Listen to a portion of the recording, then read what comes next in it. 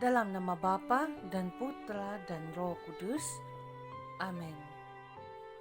Shalom dan selamat pagi saudara-saudari yang terkasih. Kita berjumpa lagi di dalam renungan santapan firman Tuhan. Mari kita awali hari baru ini dengan mendengarkan sabda Tuhan dari Injil Matius bab 5 ayat 43 hingga 48.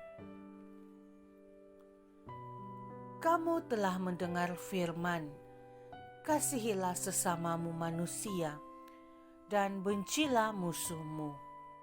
Tetapi aku berkata kepadamu, kasihilah musuhmu, dan berdoalah bagi mereka yang menganiaya kamu.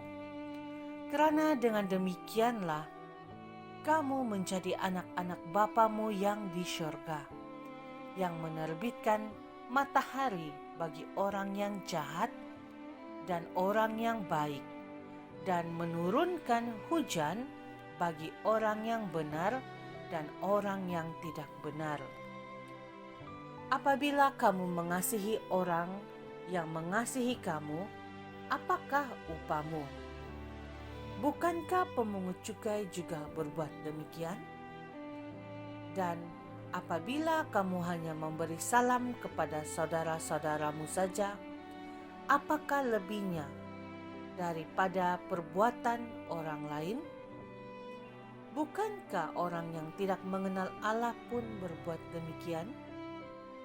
Karena itu, haruslah kamu sempurna, sama seperti Bapamu yang di syurga adalah sempurna.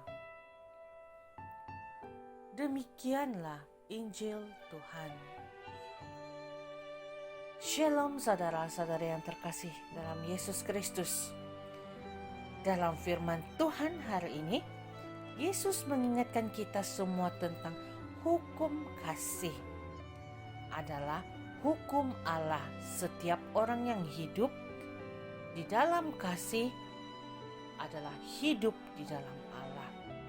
Nah, di sini kita dituntun untuk menghasilkan kasih yang melampaui batas apapun, sampai diharuskan untuk mendoakan orang yang tidak seharusnya kita doakan. Itu sebagai ungkapan kasih yang indah. Bapa kita di surga itu sempurna karena Dia memiliki kasih. Bahkan Dia sendirilah kasih itu. Kalau kita memiliki kasih saudara-saudari, kita juga dapat menikmati kesempurnaan dari segala sesuatu yang kita kasihi. Kasih adalah juga ciri dan sifat Allah. Setiap orang yang mengasihi berarti ia memiliki sifat Allah, dan ciri khas Allah itu tinggal dan hidup di dalam dirinya. Di sini Yesus mengatakan, jikalau engkau mengasihi sesama, termasuk musuh-musuhmu, maka engkau adalah anak-anak Bapa di syurga. Injil hari ini mengatakan, engkau layak disebut anak Allah jika engkau mengasihi kepada siapapun, yang baik, yang mencintai, dan yang tidak mencintai kita. Maka saudara-saudara yang terkasih, syarat untuk menjadi anak Bapa adalah dengan mengasihi semua orang tanpa ada satu ikatan ataupun membeza-bezakan. Nah, mengapa harus mengasihi sesama kita? Di sini Yesus mengatakan agar kita menjadi sempurna di dalam Allah. Kesempurnaan boleh dicapai kalau kita hidup di dalam kasih. Jadi, untuk menjadi sempurna, kasihilah sesamamu manusia, termasuk musuh-musuhmu dan yang membencimu, saudara-saudara yang terkasih. Mengasihi ini bukanlah suatu pilihan hidup kita. Kenapa? Karena Yesus telah menunjukkan suatu contoh bagaimana mengasihi orang-orang yang membencinya. Kita lihat saja di kayu salib. Ketika orang menganiaya, mencaci maki, bahkan membunuhnya, namun Yesus tidak mengeluarkan satu kata mengutuk ataupun membenci mereka. Tetapi dengan penuh kasih sebagai seorang bapa dan sebagai seorang penyelamat, dia mengatakan, ampunilah mereka. Ampunilah mereka.